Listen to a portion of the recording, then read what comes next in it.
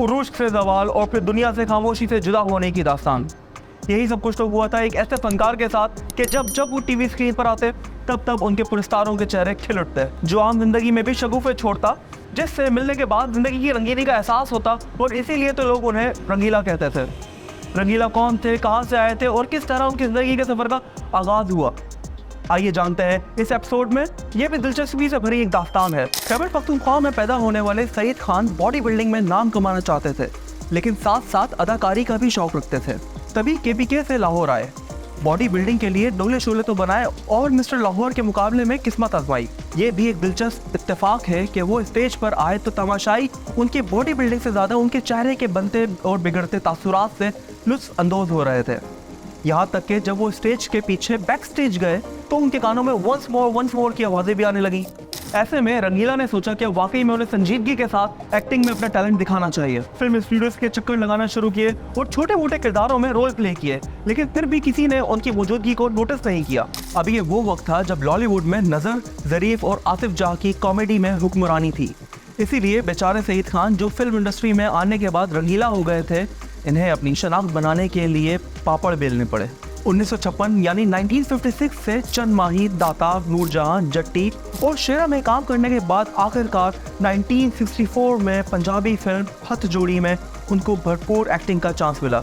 जोड़ी थी उनकी एक और कॉमेडियन मुनव्वर ज़रीफ के साथ। दोनों की केमिस्ट्री ऐसी हिट हुई कि बस हर तरफ चर्चा ही चर्चा हो गया और अब बेशतर डायरेक्टर मुनव्वर ज़रीफ और रंगीला को एक साथ कास्ट करने लगे। ऐसे में दोनों की पंजाबी फिल्म जीदार थी, जो पाकिस्तान की पहली प्लैटिनियम जुबली फिल्म थी। ये वही फिल्म थी कि जिसको देखने के लिए लोग सिनेमा थिएटर्स में धड़ाधड़ आते रहे।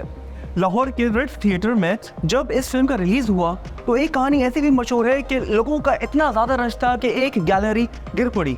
अब रंगीला हर डायरेक्टर की ज़रूरत बनते जा रहे थे, बल्कि हीरो से ज़्यादा डायरेक्टर इसमें दिलचस्पी लेते थे कि किस तरह रंगीला और मुनव्वर ज़रीफ को कास्ट करके अपने बिजनेस को और ज़्यादा बढ़ाया जा सके। एक एक्स्ट्रा से रंगीला अब चोटी के हीरो बन चुके थे। उन्हें कुछ कहने या करने की ज़रूरत नहीं पड़ती थी। वो जैसे ही स्क्रीन पर आते तो लोग उन्हें देखकर हंस पड़ते। जब रंगीला ने फिल्म बनाने का ऐलान किया तो सबने उसको मजाक ही समझा, लेकिन फिर उन्होंने बतौर फिल्मसाज, हिदायतकार और मुसन्निफ फिल्म दिया और तूफान 1969 में पेश की, जिसने धूम मचा दी। ये वही फिल्म है जिसका गीत गा मेरे मनवा गाता जा रे सॉन्ग हिट हुआ। यही नहीं बल्कि रंगीला ने अपने फिल्मी नाम पर भी एक फिल्म बनाई, जिसमें वो खुद तो हीरो नहीं थे लेकिन अपने ही फैन बने थे। फिल्म रंगीला में उन पर फिल्माया गया सॉन्ग वे सब तू सोनिया है रे मन मोनिया। इसी तरह गाँव मेरे मनवा और वे सब तुम सोनिया रंगीला का शाहकार गीत तस्वुर किया जाने लगा। क्या आपको मालूम है, कॉमेडियन रंगीला का दावा था कि उन्होंने लगभग 60 से ज़्यादा गीत गाए। देखा जाए तो रंगीला ने लगभग 580 फिल्म में काम किया।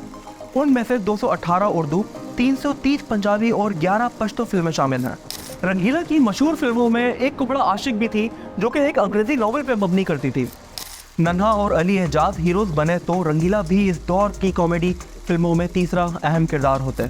रंगीला का फिल्मों में घोड़ा, खच्चर और गधे के मुंह वाला कहकर मजाक उड़ाया जाता था और खुद रंगीला भी तो ऐसे ही कुछ चेहरे बनाया करते थे। कई फिल्मों में उनकी सूरत पर तानों को बतौर कॉमेडी पेश किया जाता, लेकिन वो कभी भी बुरा नहीं मानते। उनका कहना था कि कॉमेडी होती नहीं बल्कि सिचुएशन के एतबार से खुद ब खुद होती है। शोहरत का ऊंचा सफर तय करने वाले इस फनकार के ऊपर फिर जवाल भी आया। मुनव्वर ज़रीफ और फिर नन्हा की वफात से उनकी कॉमेडी को शदीद झटका लगा। 90 की दहाई के आते आते अब फिल्मों में कॉमेडियन बराए नाम ही रह गए थे, क्योंकि हिदायतकार अब यही काम हीरो से ले रहे थे। रंगीला को फिल्मों में अब काम कम मिलने लगा था, तो फिर उन्होंने स्टेज ड्रामों का रुख किया।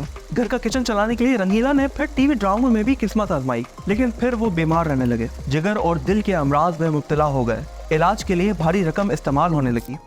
हालत ये हो गई थी कि रंगीला का लाहौर में समनाबाद में जो घर था 7 कनाल का, वो तक फरोख्त हो चुका।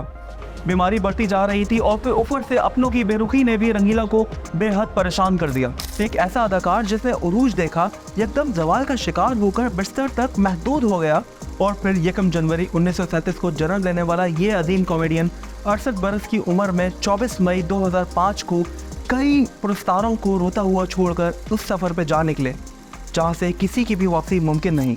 लेकिन पीछे रह गई है तो बस रंगीला की बेसाख्ता और बर्जस्ता कॉमेडी, जिसको आप आज भी देखें तो मुस्कुराए बगैर ना रह सकें।